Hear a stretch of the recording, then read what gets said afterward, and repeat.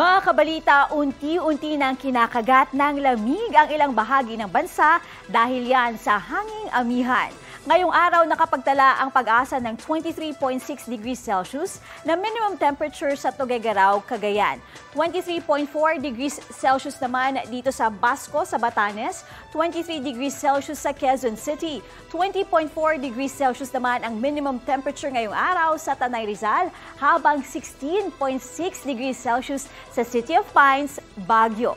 Isa rin ang Antipolo City sa Rizal sa mga nakakaranas na ng paglamig ng panahon. Nasa 1 oras lang yan ang layo ng lungsod sa Metro Manila, kaya isa ito sa mga dinarayo ng mga turista. Ang ilang mga nagtitinda ng pampasalubong gaya ng suman at kasoy, balot na ang katawan para maiwasan ang ngatog. Umaasa naman ang mga nagtitinda na may dalang init sa kanilang kabuhayan ang malamig na panahon.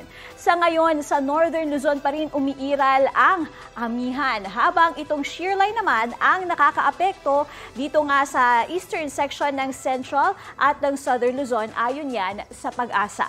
Sa mga susunod na oras, asahan ang pag-uulan sa malaking bahagi ng bansa base sa rainfall forecast iyan ng Metro Weather.